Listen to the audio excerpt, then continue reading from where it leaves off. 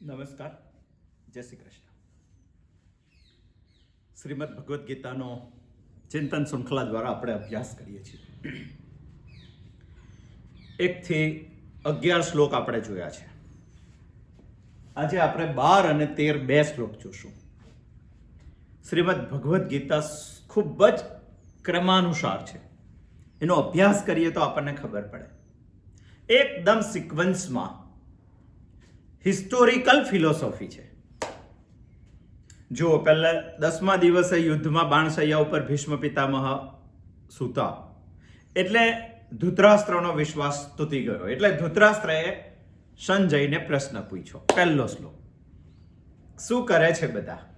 એટલે સંજયે બીજા શ્લોકથી જવાબ આપવાની શરૂઆત કરી. દુર્યોધન ભીષ્મ પિતામહ પાસે જાય છે અને ત્રીજા શ્લોકથી 10મા શ્લોક સુધી દુર્યોધન ભીષ્મ પિતામહની સામે વર્ણન કરે છે. લગભગ 8 શ્લોક સુધી ભીષ્મ પિતામહની સામે વર્ણન કરે છે. આપણે એ પણ જોયું હતું કે દુર્યોધનની 3 મુખ્ય શક્તિ છે: ભીષ્મ, દ્રોણ અને કર્ણ. એમાં સૌથી વધારે વિશ્વાસ કર્ણ ઉપર હતો. 2 શક્તિ ઉપર એને વિશ્વાસ ઓછો હતો. એને એવું હતું કે આ લોકો પણ પાંડવોનું ખેંચશે, અને એટલા જ માટે ભીષ્મ પિતામહ અને દ્રોણાચાર્યની સામે દુર્યોધન શ્લોક બોલે છે. એમાં ત્રીજા શ્લોકથી 10મા શ્લોક સુધીના 8 શ્લોકો દ્રોણાચાર્યની સામે બોલે છે. યોગ્ય પ્રતિસાદ ન મળતા દુર્યોધન ભીષ્મ પિતામહની પાસે જાય છે અને ભીષ્મ પિતામહની પાસે નહીં પણ સૈન્યની સામે ભીષ્મ પિતામહ માતે શ્લોક બોલે છે. શ્લોક છે 11મો. ગઈ વખત આપણે જોયું. અયનેષુ ચ સર્વેષુ યથા ભાગમ અવસ્થિતા. પ્રત્યેક ભાગ ઉપરથી, પ્રત્યેક રસ્તા ઉપરથી ભીષ્મ પિતામહનું જ રક્ષણ કરો. આ શબ્દ સાંભળી દુર્યોધનનું બહુ પ્રિય વાક્ય છે. શાસ્ત્રો પણ કહે છે પ્રિય વાક્ય પ્રદાન એનો. પણ કૃષ્ણ કંઈક જુદું કહે છે કે વાક્ય સત્ય હોવું જોઈએ, પ્રિય હોવું જોઈએ અને હિતમ હોવું જોઈએ. ગઈ વખત આપણે જોયું. પરંતુ દુર્યોધનના આ વાક્યમાં, દુર્યોધનના આ વચનમાં, દુર્યોધનના પ્રિય વચનમાં બધાને સારું લાગે, કારણ કે બધા એના ભૂખ્યા હોય. સર્વે તુષ્યંતિ સર્વે જંતવઃ. બધા માણસો એ ઈચ્છે છે. ભીષ્મ પિતામહ પર પણ તેની ઇફેક્ટ થઈ અને પોતે સરસેનાપતિ પણ હતા, એટલે કર્તવ્ય પણ બજાવવાનું હતું. અને એટલા જ માટે ભીષ્મ પિતામહએ શંખનાદ કર્યો. કેટલું ક્રમશઃ છે. પહેલો, બીજો શ્લોક, 3, 4, 5, 6 શ્લોક, 3, 4, 5, 6 શ્લોક પાંડવ સેનાનું વર્ણન, 7, 8, 9 કૌરવ સેનાનું વર્ણન, 10 બંને સેનાની સરખામણી અને 11 સૈન્યને સૂચન દુર્યોધનનું. અને દુર્યોધન સૂચન કરે છે. અને 12માંથી શંખનાદની શરૂઆત થાય છે. યુદ્ધ થવાનું હોય તો વાતાવરણ તો નિર્માણ કરવું પડે ને, અને વાતાવરણ ના નિર્માણ કરે તો વીર રસ જાગૃત ના થાય. અને આપણા બધા જે રસો છે એને જાગૃત થવા માટે વાતાવરણ જોઈએ. તમને કોઈ હમણાં એવું કે ચાલો રડવા માંડો તો આપણે રડીએ? કોઈનું મૃત્યુ થયું હોય અને એનો દીકરો યાદ કરીને રડતો હોય તો તરત તમને રડવું આવે. વાતાવરણ જોઈએ. તમને કોઈ એવું કે ચાલો જીભમાં લાળ રસ ઉત્પન્ન કરો તો થાય? વાતાવરણ જોઈએ. કોઈ તમને આંબલી બતાવે તો, કોઈ તમને કેરી બતાવે તો, કોઈ તમને લીંબુ બતાવે, તરત રસ ઉત્પન્ન થાય. વાતાવરણ જોઈએ. અને વાતાવરણ ક્રિએટ કરવા માટે ભીષ્મ પિતામહ શંખનાદ વગાડે છે. યુદ્ધ થતા પહેલા વીર રસ જાગૃત કરવા માટે. એનો બીજો પણ એક ઉદ્દેશ છે. શત્રુની અંદર ભય નિર્માણ કરવા માટે પણ શંખનાદ વગાડે છે. અને ત્રીજો પણ એક ઉદ્દેશ છે, જે ઉદ્દેશ આપણે જોતા હતા. 11મા શ્લોકની અંદર ભીષ્મ પિતામહ માટે દુર્યોધન જે વચનો બોલે છે એ પ્રેમનો પ્રતિસાદ આપવા માટે ભીષ્મ પિતામહ 12મા શ્લોકમાં શંખનાદ કરે છે. જબરજસ્ત વાત છે. પ્રશ્ન આપણને અહીંયા એવો થાય છે કે 8 શ્લોક બોલ્યા પછી પણ દ્રોણાચાર્ય પીગળતા નથી. જ્યારે ભીષ્મ પિતામહ પીગળે છે. શા? પ્રતિસાદ દ્રોણાચાર્ય નથી આપતા, ભીષ્મ એક જ શ્લોકમાં પ્રતિસાદ આપે છે. શા માટે? અને એ પણ આપણે વિચારવું જોઈએ. અને એટલા જ માટે 12મો શ્લોક આવ્યો છે. તસ્ય સંજન્નયન હર્ષમ કુરુ વૃદ્ધ પિતામહ સિંહનાદમ વિનદ્દોચ્ચૈઃ શંખમ દગ્મો પ્રતાપવાન. સુંદર શ્લોક છે, સમજવા જેવો શ્લોક છે. એકદમ સિક્વન્સમાં છે, હિસ્ટોરિકલ ફિલોસોફી છે ગીતા. ધૃતરાષ્ટ્રનો પ્રશ્ન, સંજયનો જવાબ, પાંડવ સેનાનું વર્ણન, કૌરવ સેનાનું વર્ણન, બંને સેનાની સરખામણી. ભીષ્મ પિતામહ સરસેનાપતિ છે, માટે સરસેનાપતિના રક્ષણ માટેનો શ્લોક અને શંખનાદ. હવે જુઓ શંખનાદ થાય છે બંને પક્ષેથી, અને તે સુંદર વાત છે. પ્રશ્ન એવો ઉભો થાય છે કે 8 શ્લોક પછી પણ દ્રોણાચાર્યનો પ્રતિસાદ નથી. ભીષ્મનો એક જ શ્લોક પછી તરત પ્રતિસાદ શા માટે? એના કેટલાક કારણો છે. એનું પહેલું કારણ છે ભીષ્મ લોહીનો સંબંધ છે. ભીષ્મ અને દુર્યોધન સાથે લોહીનો સંબંધ છે. એના પિતાના પિતા છે, પિતામહ છે ભીષ્મ, અને લોહીનો સંબંધ તરત જાગ્યું છે. પેલાને જાગતા વાર લાગે, અને એટલા જ માટે પિતામહ શંખનાદ કરે છે દુર્યોધનની વાત સાંભળીને તરત જ, અને તરત જ એક્શનમાં આવી જાય છે. અને હંમેશા લોહીનો સંબંધ એનો આપણે ગુજરાતીમાં કહીએ કે દાદા અને પૌત્ર, આ એક સંબંધ છે, વિશિષ્ટ સંબંધ છે. આમ હોય છે, સમજો કે પૌત્રની લંબાઈ 1.25 ફૂટ હોય છે અને દાદાની લંબાઈ 6 ફૂટ હોય છે, છતાં સંબંધ એવો છે. જો પૌત્ર દાદા તૈયાર થઈને કમ્પ્લીટ ધોતી બોતી પહેરીને ઘરમાંથી બહાર નીકળતા હોય અને પૌત્ર જો ધાડે કે દાદાને નથી જવા દેવા, તો દાદાના એક જ ધોતિયાનો છેડો પુત્ર પકડી લે. 1.25 ફૂટનો પુત્ર 6 ફૂટના દાદાને રોકી શકે છે. એવો સંબંધ છે. અને એવો સંબંધ છે, લોહીનો પણ સંબંધ છે, ભાવનો પણ સંબંધ છે. અને એ દ્રષ્ટિથી જોઈએ તો પિતામહ એટલે દુર્યોધનના દાદા અને દુર્યોધન પિતામહનો પૌત્ર. અને એ સંબંધની દ્રષ્ટિથી પણ પિતામહ શંખનાદ વગાડે છે. દ્રોણાચાર્ય લોહીના સંબંધમાં નથી. દ્રોણાચાર્ય ગુરુ છે ત્યારે, અને ગુરુ પણ વિશેષ પ્રેમ તેને અર્જુન માટે છે. માટે દ્રોણાચાર્ય લોહીનો સંબંધ નથી, શંખનાદ નથી કરતા, અને ભીષ્મ પિતામહ પ્રથમ શંખનાદ કરે છે. આપણને પ્રશ્ન એવો ઉભો થાય કે પૌત્ર અને દાદા વચ્ચે સંબંધ કેવી રીતે બંધાઈ જાય? અરે એટલા માટે બંધાઈ જાય કે શાસ્ત્રો એવું કહે છે, આપણે પણ એવું કહીએ છીએ, સમાજનો અનુભવ પણ એવું કહે છે કે વ્યક્તિ જેમ મોટો થાય છે, ઉંમર જેમ વધે છે, એમ એનું વર્તન અને બુદ્ધિ બાળક જેવી થઈ જાય. માણસ ગરદો થાય તો શું થાય? એ બાળક જેવો થઈ જાય. બાળક જેમ ખાવાની જીદ પકડે એમ એ પણ ખાવાની જીદ પકડે. બાળક કંઈક જવાની જીદ પકડે એમ એ પણ કંઈક જવાની જીદ પકડે. જેટલી ઉંમર, હાઈટ પણ એની થોડી ઓછી થતી જાય. આમ વધતો જાય અને પાછો ઘટતો આવે. ઉંમર થાય એટલે હાઈટ પણ ઓછી, એટલે બાળક જેવો થઈ જાય. જો વ્યક્તિ બાળક જેવો થાય તો એની દોસ્તી પણ સરખા સાથે થાય. એટલા માટે એની દોસ્તી પણ બાળક સાથે થાય. ઘરમાં વ્યક્તિ ઉંમર લાયક થાય ત્યારે તેની સરખા સ્વભાવનો વ્યક્તિ સૂતો હોય, અને ઘરમાં કોણ છે? તો કે ઘરમાં પૌત્ર છે. અને એટલા જ માટે દાદા અને પૌત્રની દોસ્તી જબરજસ્ત થાય છે. એ પણ એક કારણ છે પિતામહને શંખનાદ કરવાનું. ત્રીજી એક વાત છે, વિશેષ પ્રેમ હોય છે આ બે વચ્ચે. શા માટે વિશેષ પ્રેમ હોય છે? કારણ કે પિતા અને પુત્ર નહીં, પિતામહ અને પૌત્ર, આ વિશેષ પ્રેમ શા માટે હોય છે? અરે એનું એક કારણ એવું છે કે સ્વભાવ તો સરખો હોય છે. બીજી વસ્તુ એવી છે કે એ ઘરે હોય છે, પિતામહ ઉંમરના દ્રષ્ટિએ, અને બાળક પણ ઘરે હોય છે. બાળકને રાખવાનો પ્રશ્ન હોય છે અને પિતામહ બાળકને રાખે છે. એ દ્રષ્ટિથી બંને વચ્ચે સંસર્ગ વધારે થાય છે, અને સંસર્ગ વધુ થવાના દ્રષ્ટિએ બંનેનો પ્રેમ પણ વધે છે, દોસ્તી પણ વધે છે, અને એકબીજાનું સંક્રમણ પણ થાય છે. બાળકના ગુણો પિતામહમાં આવે છે, પિતામહના ગુણો પૌત્રમાં આવે છે. અને એ દ્રષ્ટિથી જોઈએ તો પિતામહને વિશેષ પ્રેમ દુર્યોધન માટે ઊભો થાય, કારણ કે લોહીનો સંબંધ છે, એનો પૌત્ર છે, અને એટલા માટે પણ તે શંખનાદ વગાડે છે. ચોથું પણ એક કારણ છે. વધુ પ્રેમ તો હોય જ છે. એક એક્ઝામ્પલ લઈએ, ચાલો આપણે. શું એક્ઝામ્પલ છે? સમજો કે ઘરમાં કોઈ મહેમાન, ચાઇલ્ડ સાયકોલોજીનો આપણે અભ્યાસ કરવો જોઈએ. સમજો કે ઘરમાં કોઈ મહેમાન આવ્યું. બાળક બહુ જ હોશિયાર હોય છે. તમારા ઘરમાં એક નાનો બાળક છે, એને કંઈક જોઈએ છે. તમે જ્યારે એકલા બેઠા હોય ત્યારે તમારી પાસે તે નહીં માગે, પણ કોઈ મહેમાન આવ્યું હશે ત્યારે તમારી પાસે માગશે. કેમ?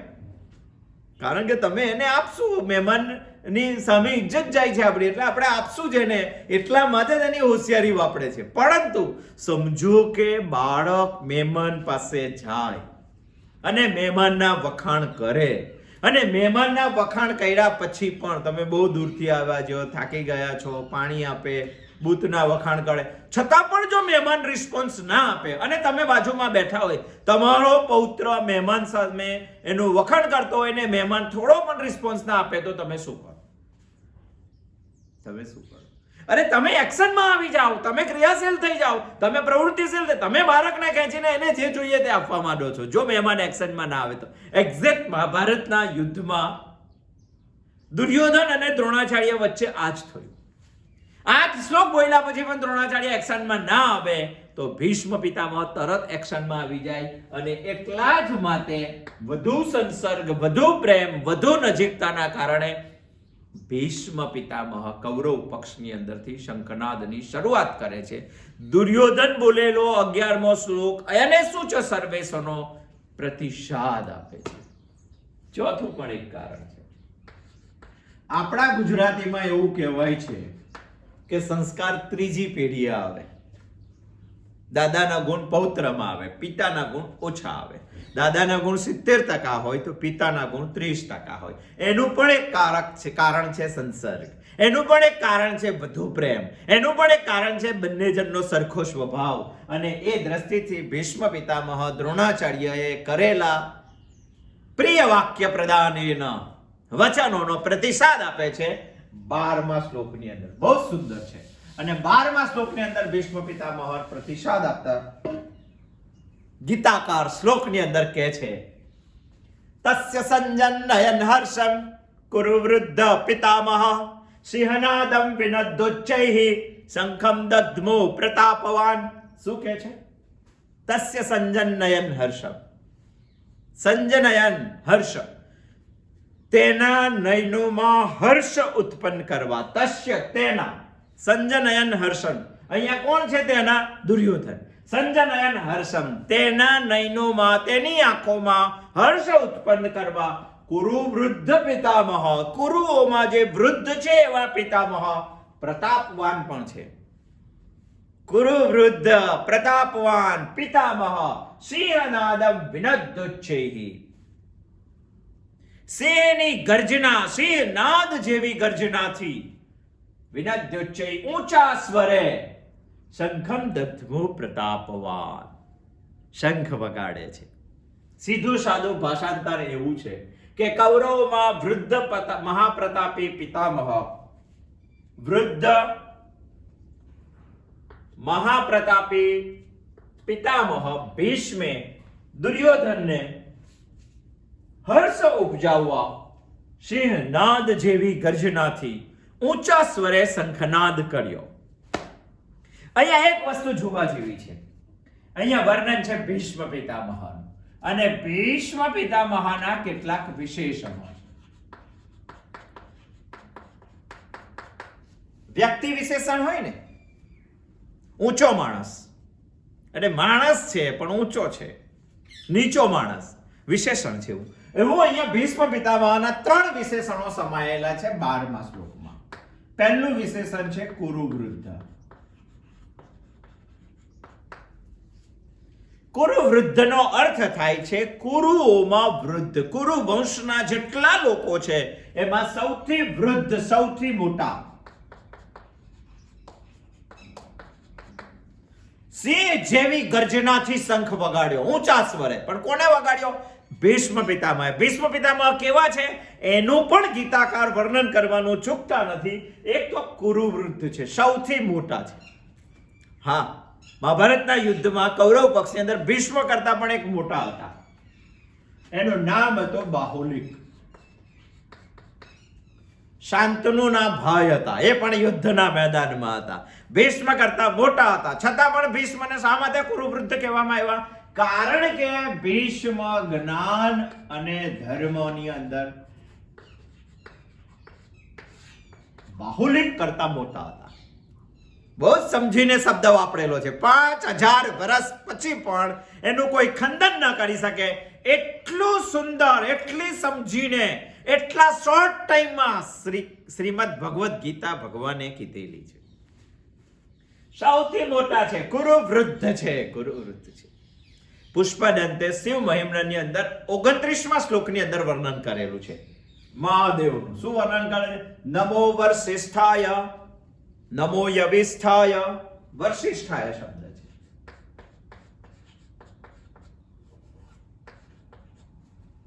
નમો વસિષ્ઠાય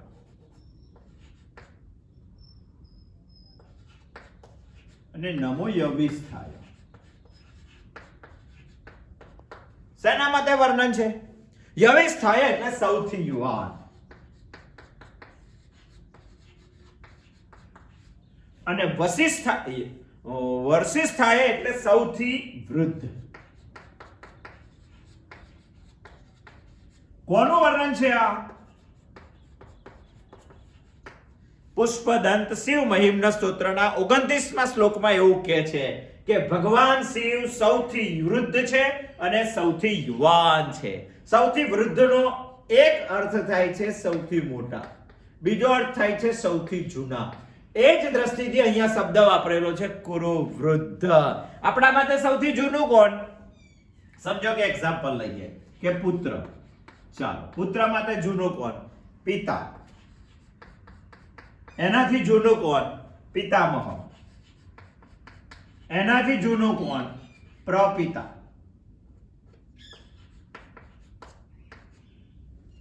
એનાથી જૂનું કોણ? એનાથી વૃદ્ધ કોણ? એનાથી વૃદ્ધ પછી ગોત્ર નિર્માણ કરનાર. ગોત્ર નિર્માણ કરનારથી જૂનું કોણ? તો ઋષિ. અને ઋષિથી જૂનો કોણ? તો બ્રહ્મા.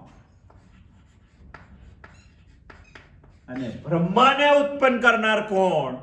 તો શિવ. આ દ્રષ્ટિથી પુષ્પદંત સાચા છે. નમો યવિષ્ઠાય છે અને નમો વસિષ્ઠાય છે. સૌથી વૃદ્ધ, સૌથી જૂના. જેમ સમાજમાં સૌથી જૂના, સૌથી મોટા, સૌથી વૃદ્ધ શિવ છે, એમ કુરુઓમાં સૌથી જૂના, સૌથી મોટા, સૌથી વૃદ્ધ ભીષ્મ છે. માટે શબ્દ વપરાયો છે કુરુવૃદ્ધ. બહુ સુંદર શબ્દ છે અને એકે એક શબ્દ ઉપર આપણે વિચારવું જોઈએ. કુરુવૃદ્ધ એકલું વાપરેલું છે એવું નથી, બીજો શબ્દ એમના માટે વાપરેલો છે પિતામહ. દુર્યોધનના પિતામહ છે અને કૌરવ પક્ષ, પાંડવ પક્ષમાં જેટલા ઉભેલા છે એ બધા જ લોકોના પિતામહ છે. માતે એમને પિતામહ શબ્દ વાપરેલો છે. અને પિતામહ છે એટલે દાદા પુત્રનો, પૌત્રનો પ્રેમ છે, એટલા જ માતે શંખનાદ કરે છે. લાડમાં શંખનાદ કરે છે, લાડ કરે છે. હંમેશા દાદા અને પૌત્ર માટે વધારે પ્રેમ હોય. અને ત્રીજું એક કારણ છે, ત્રીજું એક વિશેષણ છે પ્રતાપવાન. ભીષ્મ માટે આ શ્લોકની અંદર 3 વિશેષણો છે અને 3 વિશેષણોની અંદર ત્રીજું એક વિશેષણ છે પ્રતાપવાન, મહાપ્રતાપી. અને મહાપ્રતાપી કોને કહેવાય? શાસ્ત્રો એવું કહે છે કે 3 વાતો જેની પાસે છે એ મહાપ્રતાપી થઈ શકે. અને ભીષ્મ પાસે આ એક પણ શબ્દ ગીતાકારે વિચાર્યા વગર મૂકેલો નથી, એક પણ શબ્દ. અને એટલા જ માટે આ શ્લોક આપણે વ્યવસ્થિત રીતે સમજવો જોઈએ. તસ્ય સંજન નયન હર્ષમ કુરુ વૃદ્ધ પિતામહ સિંહનાદમ વિનદ્દુચ્ચૈઃ શંખમ દદ્મો પ્રતાપવાન. પ્રતાપવાન છે ભીષ્મ પિતામહ. શું આવે પ્રતાપવાનમાં? પ્રતાપવનની અંદર એક આવે શાસ્ત્રજ્ઞ, બીજું આવે શસ્ત્ર પ્રવીણ, અને ત્રીજું આવે કનક, કાંતા અને કીર્તિમાં ન લેપાયમાન.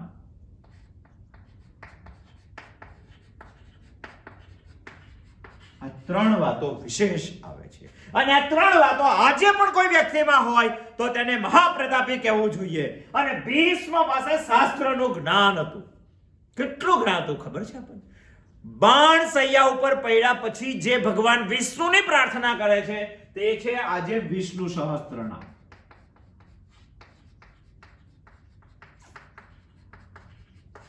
શું જ્ઞાન હશે ભીષ્મ પાસે! વિષ્ણુના 1000 નામો બાણ સૈયા ઉપર સુતા સુતા ભીષ્મ બોલે છે, અને તે છે વિષ્ણુ સહસ્ત્રનામ. અને જ્યારે બાણ સૈયા ઉપર પડેલા હોય છે ત્યારે કૃષ્ણ ભગવાન યુધિષ્ઠિરને અને અર્જુનને કહે છે કે જ્ઞાનનો સૂર્ય અસ્ત થાય છે, તમારાથી જેટલો પ્રકાશ લેવાય એટલો લઈ લો. અને જ્યારે યુધિષ્ઠિર તેમને પ્રશ્નો પૂછે છે, ઓહો, માનસ શાસ્ત્ર, અર્થશાસ્ત્ર, રાજ્યશાસ્ત્ર, કેટલા બધા શાસ્ત્રોની વાત કરે છે ભીષ્મ પિતામહ, અને બધા શાસ્ત્રો ભેગા કરીને મહાભારતમાં કોઈ મહત્વનો પર્વ હોય 18 પર્વની અંદર તો તે છે શાંતિ પર્વ. સર્વાંગી જ્ઞાનનો નિચોડ છે શાંતિ પર્વમાં, અને શાંતિ પર્વ એ વિશેષ વસ્તુ છે. શાંતિ પર્વ અને શ્રીમદ ભગવદ્ ગીતા આ બેના લીધે જ મહાભારતને 5મો વેદ કહેવામાં આવે છે. કેટલું શાસ્ત્રોનું જ્ઞાન હશે ભીષ્મ પિતા! શાસ્ત્રજ્ઞ હતા, શસ્ત્રજ્ઞ હતા. મહાભારતના યુદ્ધમાં 18 અક્ષોની સેનામાં સૈનિકો અને મહારથીઓ જેટલા આયુધો ચલાવવાના હતા એ સંપૂર્ણ આયુધો ચલાવવાની ક્ષમતા એકલા ભીષ્મમાં હતી. અને એટલે જ આપણે આગળ કીધું હતું કે કૌરવ અને પાંડવ બંને પક્ષો એક બાજુ જતા રહે ને 18 અક્ષોની સૈન્ય એકલા ભીષ્મ સામે લડે તો પણ ભીષ્મ જીતી જાય એટલી એનામાં તાકાત અને ક્ષમતા હતી. શસ્ત્ર પ્રવીણ માણસ હતો, શસ્ત્રો પણ ચલાવી શકતો હતો. શાસ્ત્રો તો બહુ ખબર છે, પણ માઈ કાંગલો માણસ ઘેર બેસી રહે એને પ્રવીણ ના કહેવાય, એને હોશિયાર ના કહેવાય. અને બધું જ ખબર છે ને દુનિયામાં કશું નથી કરતો તો તેને કઈ કામ નથી. કીડી પણ ધડે ને તો મનાલી થી મુંબઈ જતી રહે ચાલે તો, અને મોટા મોટા ગરુડો જો ના ઢળે ને તો ત્યાં ને ત્યાં જ બેસી રહે. લોકો કહે છે ને કે મળી ગોળી પૃથ્વીની પ્રદક્ષિણા કરી શકે છે. તાકે પણ કરાવની એક દારો, તાકે પણ ધારતી નથી. એટલે આવી ગોળીઓ તો જગતમાં બધી બહુ છે, જેની પાસે શાસ્ત્રનો નોલેજ છે. અને શાસ્ત્રનો નોલેજ માત્ર વાદ વિવાદમાં માણસ ઘરે કરતો હશે તો તેની દુનિયામાં કોઈ કિંમત નથી. હિંમત પણ માણસ પાસે જોઈએ જ્ઞાન સાથે, અને હિંમત ના હોય તો તારું તોછનું જ્ઞાન પણ 0 છે. આ છે જ્ઞાન પણ છે અને હિંમત પણ છે, શાસ્ત્ર પણ છે અને શસ્ત્ર પણ છે, અને બંને હોય તો જ માણસ પ્રવીણ મહાપ્રતાપી બની શકે. અને ભીષ્મ પાસે બંને તાકાત હતી. અંબિકા ને અંબાલિકાનું જ્યારે હરણ કર્યું હતું ત્યારે ભીષ્મ એકલા હાથે સંપૂર્ણ રાજાઓ જેટલા સ્વયંવરમાં આવ્યા હતા તે બધા સાથે યુદ્ધ કરે છે. શાસ્ત્ર પ્રવીણ છે. પોતાના ગુરુ પરશુરામ જેને 21 વખત પૃથ્વીને નક્ષત્રિય કરી એની સાથે પણ યુદ્ધ કરવાની ક્ષમતા ભીષ્મમાં છે. અને એટલા માટે ભીષ્મ શાસ્ત્ર પ્રવીણ છે. ઘણા લોકો પાસે તાકાત બહુ હોય પણ સમજણ કશી ના હોય, અને ઘણા લોકો પાસે સમજણ બહુ હોય પણ તાકાત કશી ના હોય, હિંમત કશી ના હોય, અને આ બંને કશા કામના નથી.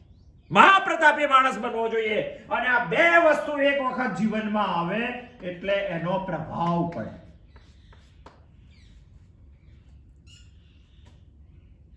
ભગવાનનો પ્રભાવ તેના ઉપર રહેવો જોઈએ, પણ એનો પ્રભાવ જગત ઉપર પડે. અને એનો પ્રભાવ જગત ઉપર પડે એટલે 3 વસ્તુ એને હંમેશા પ્રભાવિત કરે ને કરે જ. આ દુનિયામાં જન્મ લઈને આવેલો માણસ આ 3માં ફસાય ના ફસાય તો ભગવાન છે સમજો, પણ ભીષ્મ નથી ફસાય. ભગવાન છે એવું નથી કહેતા, પ્રતિજ્ઞાબદ્ધ છે.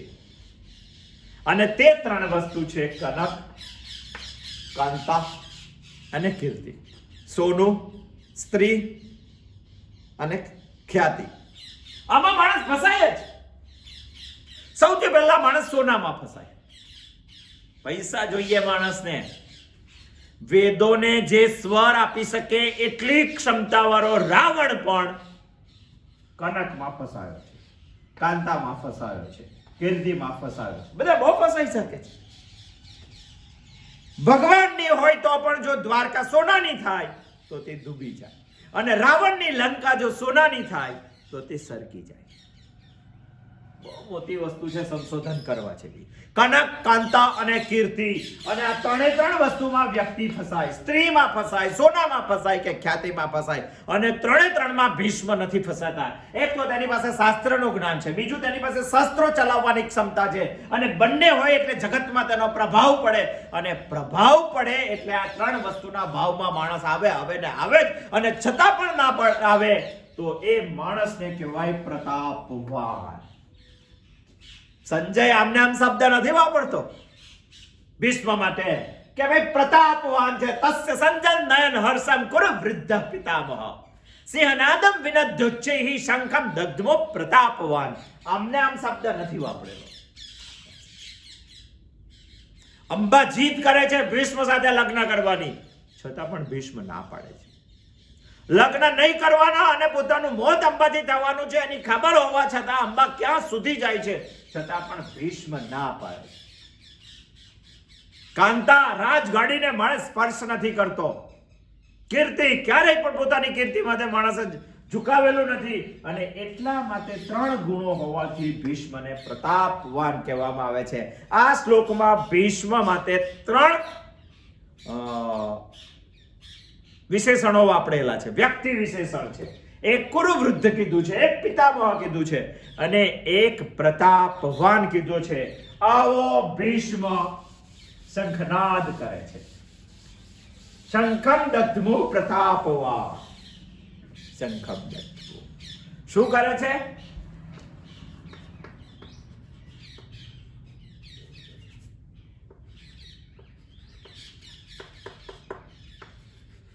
શંખ વગાડે છે. શંખમ દધમો. હંમેશા શંખ યુદ્ધની શરૂઆત થતા પહેલા વીર રસ ઉત્પન્ન કરવા માટે, વાતાવરણ ક્રિએટ કરવા માટે, અને શંખ શબ્દ આપણે સમજવો જોઈએ. એટલા માટે શંખ વગાડાય છે. અને આવા ભીષ્મ પિતામહ કુરુવૃદ્ધ છે, પિતામહ છે, પ્રતાપવાન છે, આવા ભીષ્મ પિતામહ શંખમ દધમો શંખ વગાડે છે. અને શંખ વગાડે છે ત્યારે આપણે સમજવું જોઈએ કે શંખ શું છે. વોટ ઇઝ શંખ? કારણ કે આજે કોઈને ખબર નથી શંખ શું છે તે. અને શંખ ખબર નહીં હોય કેટલો જરૂરી છે. શા માટે હિન્દુ ધર્મએ શંખને અપનાવ્યો હશે ખબર નથી આપણને. શંખ એક સમુદ્રમાં ઉત્પન્ન થવા વાળા એક પ્રાણીનું રક્ષા કવચ છે.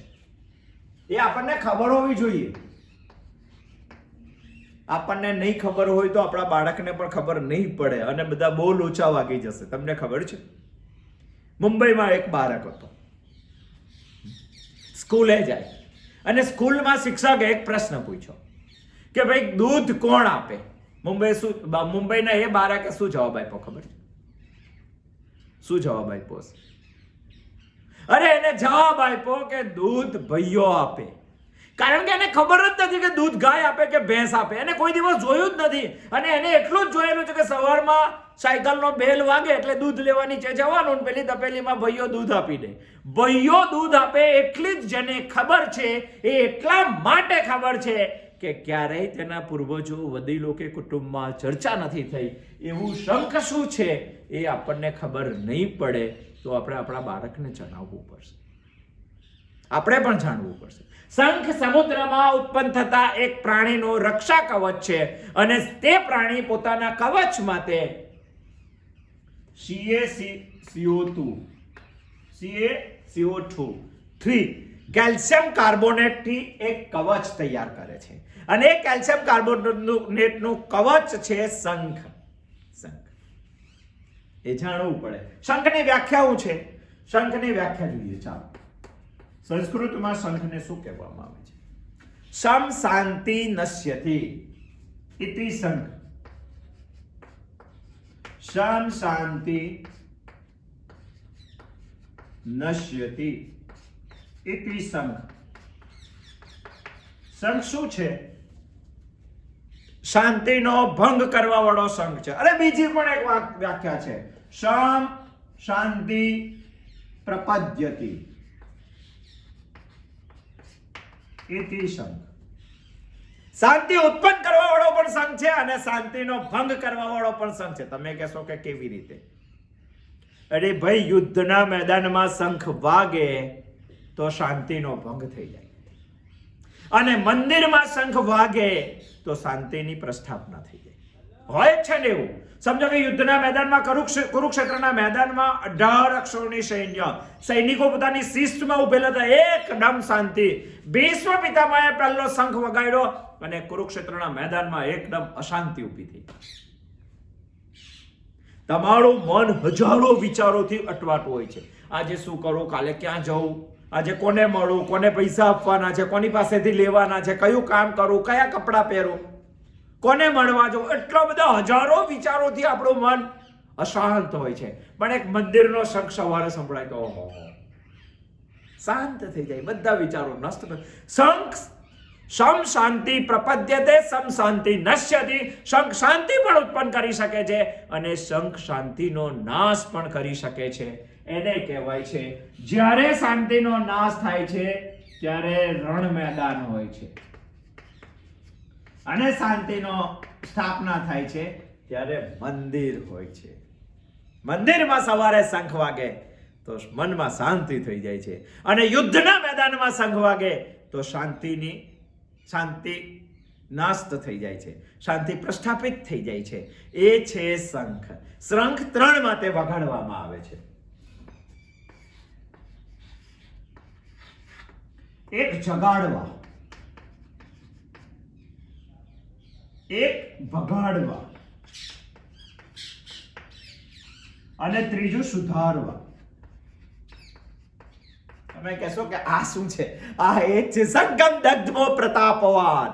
મહાપ્રતાપે ભીષ્મ પિતામહે શંખ વગાડ્યો. શા માટે શંખ વગાડ્યો? અરે એ વાતને આજે 5000 વર્ષો થઈ ગયા. માટે આપણે જાણીએ છીએ, જોઈએ છીએ, વિચારીએ છીએ કે શંખ શા માટે વગાડ્યો છે, શંખની શું વેલ્યુ છે. અરે શંખનું એક કારણ છે જગાડવા માટે. જાગવું જોઈએ માણસે. એટલે તો ભગવાનના હાથમાં શંખ છે, વિષ્ણુ ભગવાનના હાથમાં, યોગેશ્વર ભગવાનના હાથમાં બી શંખ છે. શા માટે શંખ છે? અરે ભગવાન ગીતાના વિચારોથી આ જગતને જગાડવા માંગે છે અને શંખ વાગે તો માણસે જાગવું જોઈએ. મંદિર પ્રાતઃકાળમાં શંખ શા માટે વગાડે છે? અરે બધાને જગાડવા માટે વગાડે છે. એ આપણું એલાર્મ નથી, પણ માણસે જાગવું જોઈએ અને જાગીને માણસે પ્રાતઃકાળમાં શુભ વિચારો આવવા જોઈએ. જો માણસ નહીં જાગે તો ક્રિયા એની આદત થઈ જશે. અને ગીતા માણસને જગાડવા માંગે છે. ઘણી વખત માણસ કોઈ કામ કરતો હોય, રોજનું રોજ કામ કરતો હોય અને એવી આદત થઈ જાય ને કે પછી એ કામમાં વિચાર ના હોય. ગીતા એ વિચાર મૂકવા માંગે છે અને એટલા માટે શંખ છે. મનથી જગાડવાનું છે, આંખથી નહીં. અને મનથી જગાડવાનું કામ શંખ કરે છે. માટે શંખમ દગ્ધમો પ્રતાપવા. જાગવું જોઈએ માણસે. નહીં જાગીએ તો ક્રિયા આપણી કર્મકાંડ થઈ જશે, ખબર નહીં પડે, આદત બની જશે. અને એવી આદત બની જશે કે એમાંથી વિચાર નીકળે. અને હમણાં ઘણા ભાઈઓને આદત નથી. કેવી આદત છે ખબર છે? ગાડી ચલાવતા હોય તો એમ જ ડોકી રાખે. શા માટે? કારણ કે મોબાઈલ નાખેલો છે અને મોબાઈલ નાખેલો, અરે ડોકી વાંકી થઈ જશે તારી. આદત પડી ગઈ છે માણસ. અરે એક ભાઈ તો ગાલે દજાયો. કોઈએ પૂછ્યું કે ગાલે કેવી રીતે દજાયો? તો કે ભાઈ અમે ઇસ્ત્રી કરતા હતા અને પેલી મોબાઈલની આદત ને, તો મોબાઈલ આ બાજુ મૂકેલો, મોબાઈલ આવ્યો તો ઇસ્ત્રી પકડીને ગાલે ચોંટાડી દીધી. આદતથી માણસ મજબૂર થઈ જાય છે. એ આદતને માણસે ક્રિયાશીલ બનાવવા માટે, વિચાર મૂકવા માટે જાગવું પડે. મનથી જાગવું પડે. જાગીએ નહીં તો બધું બહુ જતું રહેશે. કોઈને પૂછીએ ને, આપણે બે વડીલ હતા, એકને પૂછ્યું કે કેટલી ઉંમર છે? એકે કહેતો કે 66 વર્ષ. બીજો મને એટલી જ ઉંમરનો લાગતો હતો. તેને પૂછ્યું કે ભાઈ કેટલી ઉંમર છે? તો કે 14 વર્ષ. પેલો એકદમ ચોંકી ગયો. આ જાગતો માણસ કહેવાય? ઊંઘી રહે તો 70 વર્ષ પછી પણ માણસ જાગતો નથી. પેલા કીધું કે કાકા તમારી ઉંમર તો 70 વર્ષ જેવી લાગે છે, તમે 14 વર્ષ કેમ બોલો છો? તો કે ભાઈ 70 વર્ષ હું જીવેલો છું, 70 વર્ષ હું અહીંયા રહેલો છું, બાકી ખરું જીવન મારું 14 વર્ષનું છે. તો કે કેમ? તો કે ગીતાના વિચારનો સ્વાધ્યાય ચાલતો હતો ને એમાં હું 14 વર્ષથી જાઉં છું, માટે મારી ઉંમર 14 જ વર્ષની છે. આગળનું તો ગયું. જાગેલો માણસ કહેવાય. જાગવા માટે શંખનાદની માણસને જરૂર છે અને મનથી માણસ જાગવો જોઈએ. અને એટલા માટે જગાડવા માટે કુરુક્ષેત્રના મેદાનમાં ભીષ્મ પિતામહે શંખ વગાડેલો છે. શંખ વગાડેલો છે. બીજું ભગાડવા માટે, દુષ્ટ વૃત્તિઓને ભગાડવા માટે, દુષ્ટ વિચારોને ભગાડવા માટે. વગાડી તો જોજો કોઈ વાર શંખ, અને એવો પ્રભાવ પડે છે કે મનની દુષ્ટ વિચારો બધા ભાગી જાય છે. ભગાડવા માટે શંખનાદ જોઈએ, જગાડવા માટે શંખનાદ જોઈએ, અને સુધારવા માટે શંખનાદ જોઈએ. તમે કહેશો કે માણસને સુધારવાનો છે? ના, માણસને સુધારવાનો પણ જુદી રીતે જોઈએ. સ્વાસ્થ્ય સુધારણા માટે બગડવાનું ને બગડવાનું જ આપણું શરીર, કારણ કે સંસારમાં શરીર વપરાય છે. કોઈ યોગ્ય ઉપાર્જન માટે શરીર વપરાતું હશે તો વાપરવાનો આનંદ છે, બાકી જો ઉપાર્જન નષ્ટ થવા વાળું હશે તો વપરાવાનું નુકસાન છે, વપરાવાનું દુઃખ છે. માટે બગડશે તો શરીરના સ્વાસ્થ્યને સુધારવા માટે, શરીરના સ્વાસ્થ્યને ટકાવી રાખવા માટે શંખનાદ ખૂબ જ જરૂરી છે. તમે કહેશો કે એ કેવી રીતે? હું તો કહું છું કે પ્રત્યેક લોકોના ઘેર એક શંખ હોવો જોઈએ, અને દરેક માણસે સવારે શંખ વગાડવો જોઈએ, એના ફેફસા અને હાર્ટને મજબૂત કરવા માટે. વગાડી તો જુઓ, ઘણા વગાડવા જાય છે કોઈ દારો શ્રાવણ મહિનાના સોમવારે, તો આમથી વગાડે તો ઠૂક બહાર નીકળી જાય, પણ અવાજ ના આવે. કેમ અવાજ નથી આવતો? તાકાત પડે છે ફેફસામાં, અને એ માણસને ક્યારેય શ્વાસની કે હાર્ટની તકલીફ નથી હોતી. જે માણસ રોજ શંખ વગાડે છે, અને શંખનાદ મારા સ્વાસ્થ્ય માટે જોડાયેલો છે, માટે પ્રત્યેક વ્યક્તિએ શંખનાદ કરવો જોઈએ. નથી કરતા આપણે તો જાગી જશે કે બધા આપણે શંખનાદ કરશું, તો જગાડવા માટે તો શંખનાદ છે. બીક શેની છે માણસને? સ્વાસ્થ્ય સુધારણા માટે. હમણાં એક ભાઈનું બાયપાસ કરાયું હતું, એમની ખબર લેવા ગયા. એમની ખબર લેવા ગયો તો મને સહજ થયું કે જ્યારે બેઠેલા હતા ત્યારે એમની બાજુની અંદર એક રમકડું પડેલું હતું, અને રમકડાને એક પાઇપ હતો. એ રમકડામાં 3 બોલ હતા, લાલ, પીળો અને ભૂરો. મને ચાલો આશ્ચર્ય થયું. મેં રમકડું પકડ્યું ત્યારે પેલા ભાઈ કીધું કે હા એ મારી દવા છે. મેં કીધું કે દવા? તો કે હા. મેં કહ્યું શું કરો છો આમાં? તો કે કઈ નહીં, એ રમકડું મારે લેવાનું. એમ કાચની પ્લાસ્ટિકની પેટી હતી, એમાં 3 બોલ હતા, એક નીચેથી પાઇપ આપી હતી, અને મારે હવા મારવાની, અને એ પાઇપમાં પહેલો બોલ, બીજો બોલ, ત્રીજો બોલ, 3 બોલ ઉપર જાય તો સમજવું કે મારા ફેફસા મજબૂત છે, અને બોલ જો ઉપર ના જાય તો સમજવું કે એમાં કઈ તકલીફ છે. અલ્લા, એ બોલ આવી ગયા, બાકી ખરેખર શંખનાદ હતો. અને જો શંખનાદ તે આજ દિન સુધી કરેલો હોત તો આ રમકડાની તને જરૂર ના પડત, બાયપાસની પણ તને જરૂર. દરેક વ્યક્તિના ઘરે પૂજા કરવા પૂરતો નહીં, વગાડવા માટેનો શંખ હોવો જોઈએ. શંખમ દધ્મો, વગાડવાનો શંખ. સ્વાસ્થ્ય સુધારણા માટે માણસને શંખ જોઈએ. ના વગાડો તો પછી અનુલોમ વિલોમ કરવું પડે, બાકી શંખ માણસના જીવનની અંદર ખૂબ જ જરૂરી છે. શંખમ દધ્મો. કેવો શંખ વગાડે છે ભીષ્મ પિતામહ? શંખમ દધ્મો પ્રતાપવાન. કેવો શંખ વગાડે છે ભીષ્મ પિતામહ? સિંહનાદમ. સિંહ જેવા અવાજ કરતી ગર્જના કરી ભીષ્મ પિતામહે. શું છે આ ક્રિયા વિશેષણ છે. ભણેલા છે ને ગુજરાતી વ્યાકરણમાં આપણે, ક્રિયા વિશેષણ છે આ શ્લોકની અંદર. સિંહનાદમ. ભીષ્મ પિતાએ શંખ વગાડ્યો. કેવો વગાડ્યો? સિંહ જેવી ગર્જના કરે એવા ઉચ્ચ સ્વરે શંખ વગાડ્યો. સિંહનાદ એ એનું ક્રિયા વિશેષણ છે. હું ચાલુ છું, આ ક્રિયા છે. હું ધીમે ધીમે ચાલુ છું, ચાલુ છું નું ક્રિયા વિશેષણ છે. ધીમે ધીમે. ઘોડો દોડે છે, ક્રિયા છે. ઘોડો ઝડપથી દોડે છે, ક્રિયા વિશેષણ છે. ઝડપથી. હું ખાઉં છું, ક્રિયા છે. હું મીઠું મીઠું ખાઉં છું, વિશેષણ. એમ અહીંયા એક વિશેષણ છે, સિંહ નાદમ, સિંહ જેવી ગર્જનાથી વિનદ્યોચ્ચૈઃ શંખમ દગ્ધ્મો પ્રતાપવાન, ઉચ્ચ સ્વરે વગાડે છે શંખ ભીષ્મ પિતામહ.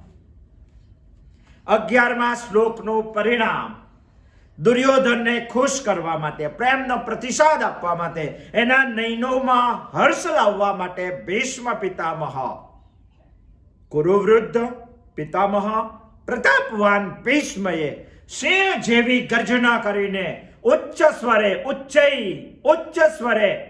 શંખ વગાડ્યો. શંખમ દત્તભો, શંખ વગાડ્યો, આ એનું ભાષાંતર છે. આમ જોઈએ તો ભીષ્મ પિતામહ કૌરવ સેનાના સરસેનાપતિ છે, અને જ્યારે સરસેનાપતિ હોય ત્યારે શિસ્ત પ્રમાણે એમને શંખ વગાડવો જ જોઈએ, અને એમને શંખ વગાડ્યો. પરંતુ પાંડવ સેનામાં, કૌરવ સેનામાં ભીષ્મ પિતામહના એક જ શંખનું વર્ણન છે, બાકીના શંખનું કોઈ વર્ણન નથી. પછી શંખો વગાડ્યા એવું આવી જાય છે. એક જ શંખનું વર્ણન છે, બીજા કોઈ શંખનું વર્ણન નથી. કારણ કે જો એની સાયકોલોજી શોધવી હોય તો એવું લેવાય કે યુદ્ધ માટે ઉત્સાહ નથી, કોઈનું વર્ણન નથી, યુદ્ધ માટે ઉત્સાહ નથી, અને ભીષ્મ પિતામહે વગાડેલા શંખનો પ્રભાવ નથી. કારણ કે ઘણા દ્રોણને માનતા હતા, ઘણા કર્ણને માનતા હતા, ઘણા દુર્યોધનને માનતા હતા. આ ત્રણ વસ્તુના કારણે ભીષ્મ પિતામહ શંખનાદ તો કરે છે, પરંતુ આ 3 કારણો એ શંખનાદમાં છુપાયેલા છે, એ આપણા ધ્યાનમાં રહેવું જોઈએ. દુર્યોધન ઉતાવળિયો છે, અને ઉતાવળે ઘણી ભૂલો થઈ શકે છે, અને એ દ્રષ્ટિથી શંખનાદ થયો. એની સાથે જ એક 13મો શ્લોક જોડાયેલો છે, એ પણ ટૂંકમાં આપણે જોઈ લઈએ. 13મો શ્લોક શું કહેવા માંગે છે? તત શંખાશ્ચ ભૈર્યશ્ચ પણવાન ખગો મુખા સહસૈવાભ્યહન્યંત સશબ્દસ્તુમુલો ભવાત. તુમુલો ભવાત, ભયંકર વાતાવરણ નિર્માણ થયું. સશબ્દ, એ અવાજોથી. કયા અવાજોથી? સહસૈવાભ્યહન્યંત, સહસા, અચાનક, અભ્યહન્યંત, વગાડવામાં આવેલા છે. અચાનક એક સાથે વાગી ઉઠેલા વાજિંત્રોથી, વાજિંત્રોના અવાજથી ભયંકર વાતાવરણ નિર્માણ થયું. આ 2 શ્લોક કૌરવ સેનાના શંખનાદ માટે છે, એટલે આપણે સાથે લઈ લઈએ. પહેલા શ્લોકમાં ભીષ્મ પિતામહે શંખ કર્યો, અને બીજા શ્લોકની અંદર વાજિંત્રો વાગ્યા અચાનક. ભીષ્મ પિતાનો શંખનાદ થયા પછી અચાનક વાજિંત્રોમાં શું હતું એનું બહુ સુંદર વર્ણન છે. જુઓ, એક તો પહેલા શંખ હતો, શંખો છે. શંખ તત શંખાશ્ચ ભૈર્ય હતું. શંખો છે, ભૈર્ય છે, પણવ છે, આનક છે, અને ગોમુખ છે. આટલા પ્રકારના યંત્રો કૌરવ સેનામાં ભીષ્મ પિતામહનો શંખનાદ થયા પછી એકી સાથે વાગી ઉઠ્યા, અને એટલા માટે તેના અવાજથી તુમુલો ભવત, તુમુલો અભવત, ભયંકર વાતાવરણ નિર્માણ થયું. ભયંકરતા, તુમુલ એટલે ભયંકર વાતાવરણ નિર્માણ થયું. શંખો આપણે જોયા સમુદ્રમાંથી નિર્માણ થાય છે. લક્ષ્મીનો ભય કહેવામાં આવ્યો છે આપણા શાસ્ત્રોમાં. જે શંખની પૂજા કરે અને જે રોજ શંખ વગાડે એ પૈસા વાપરી જાણે, બાકી ના વપરાય. એટલા માટે તેને લક્ષ્મીનો ભય કીધેલો છે. સમુદ્રમાંથી નિર્માણ થાય છે, લક્ષ્મીનો ભય છે. બીજો શબ્દ છે ભૈર્ય. ભૈર્ય એટલે નગાર. કેવું નગારું છે? લોખંડ અને લાકડામાંથી બને છે. પાડાના ચામડામાંથી બનાવે છે, અને ઊભા લાકડાના દાંડિયાથી વગાડે છે.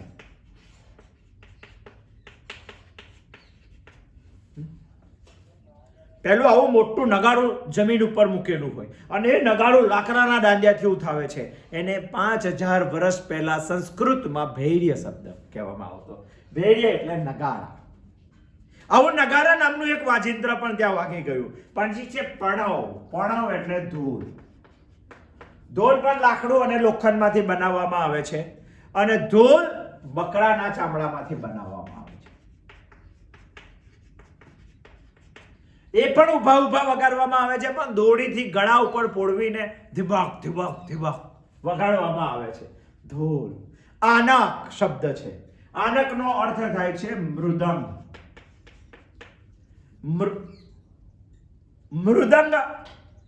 મૃદંગ એટલે એ પણ ધોલ જેવું આવે છે, પણ ધોલ કરતા જુદું કહેવાય છે અને પખવાજ પણ કહેવામાં આવે છે. એને બેન્ડ વાજામાં પેલા તરતરિયા વગાડે છે ને, એને મૃદંગ કહેવામાં આવે છે. અને મૃદંગ પણ લોખંડ, લાકડા અને ચામડામાંથી બને છે. એ પણ ઊભા ઊભા અને બેઠા બેઠા બંને વગાડી શકાય છે અને કહેવાય છે મૃદંગ. પછી છે ગોમુખ. ગોમુખ જેવું નહીં, પણ સર્પાકાર વાજિંત્ર આવે છે, જેને રણસિંગુ કહેવામાં આવે છે. જેને વગાડવા માટે માણસે પોતાનું મુખ ગાય જેવું કરવું પડે છે. આપણા શાસ્ત્રોમાં 2 મુખ પ્રખ્યાત છે, ગૌમુખ અને વાઘમુખ. કેવું ઘર છે તમારું? તો કે અમારું ગૌમુખી ઘર છે. ઘણાનું વાઘમુખી ઘર હોય. વાઘમુખી કેવું હોય? આગળથી પહોળું હોય, પાછળથી સાંકડું હોય. અને ગૌમુખી કેવું હોય? આગળથી સાંકડું હોય અને પાછળથી પહોળું હોય. જેનું ગૌમુખી ઘર છે, આગળ સાંકડું અને પાછળ પહોળું, એ માપનું ખાય, પચી જાય એટલું સારું પવિત્ર. જેનું વાઘમુખી છે, આગળથી પહોળું ને પાછળથી હાળું, એ ઘરમાં પૈસા ના થકે, એ વધારે ખાય. એટલે આપણા શાસ્ત્રોમાં ગૌમુખી ઘર એવું એક આ ગૌમુખી વાજિંત્ર પણ છે. સર્પાકાર આવે, રણસિંગુ આવે, પણ એને વગાડવા માટે માણસે ગાલમાં હવા પૂરીને આગળ સાંકડું કરવું પડે, આગળથી સાંકડો ને પાછળથી પોળું એવું મુખ કરવું પડે. એને જ કહેવાય છે ગૌમુખ. અને આવું ગૌમુખ વગાડવાનું આટલા યંત્રો 1 2 3 4 5 પ્રકારના યંત્રો ભીષ્મ પિતામહના શંખનાદ પછી વાગવા લાગ્યા અને એના અવાજથી વાતાવરણ ભયંકર થઈ ગયું. આવા અવાજો શા માટે કરવામાં આવ્યા? આવા અવાજો સ્વ ઉત્સાહ, કૌરવ સેનાનો ઉત્સાહ વધી જાય એના માટે આ અવાજો કરવામાં આવ્યા. શત્રુનો જુસ્સો ઘટાડવા માટે, શત્રુનું મનોબળ તોડવા માટે.